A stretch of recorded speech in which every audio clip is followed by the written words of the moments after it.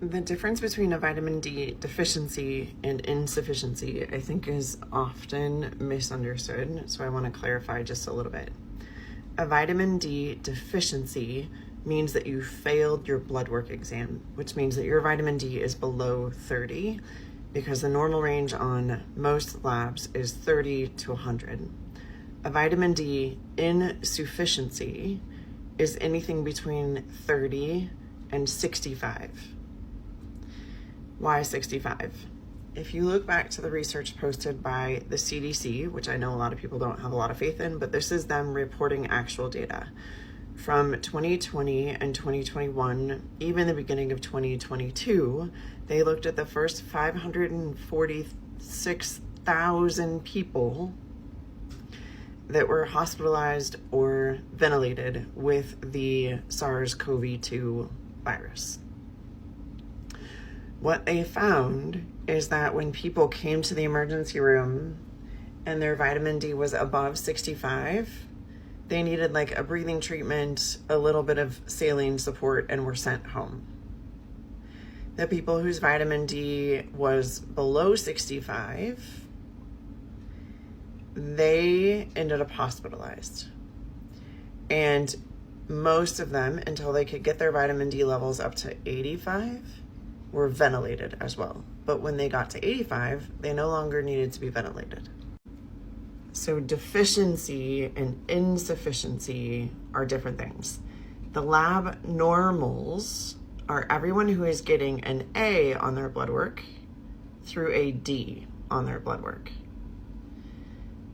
The deficiency are the people who are failing the blood work exam.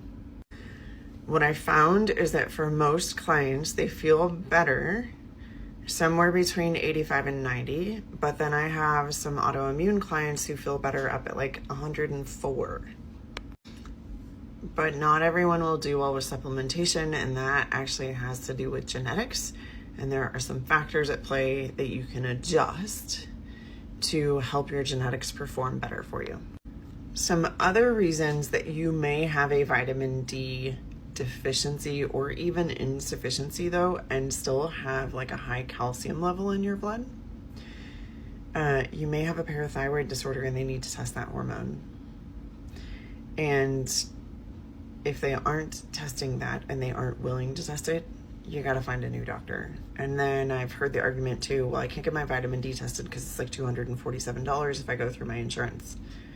Don't go through your insurance. Walk into any lab test now, Quest, LabCorp, and say, I'd like to get my vitamin D tested and I don't have insurance. What's the cash pay rate? My bet, it's somewhere between $55 and $65 depending on where you live. Also on Amazon, there's a vitamin D test that you can get to do a home kit vitamin D test.